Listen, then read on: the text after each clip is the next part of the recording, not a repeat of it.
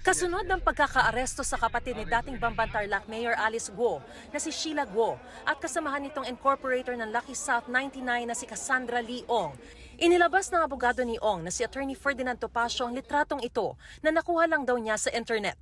Makikita rito si Pangulong Bongbong Marcos at First Lady Liza Marcos at katabi ng unang ginang ang naaresto si Cassandra Lee Ong at isa umanong Pogo owner sa Porac, Pampanga. Humarap sa media ang Special Envoy of the President to the People's Republic of China for Trade, Investment and Tourism na si Benny Techico na naroon din sa litrato. Aniya, totoo ang litrato pero hindi ang kwento.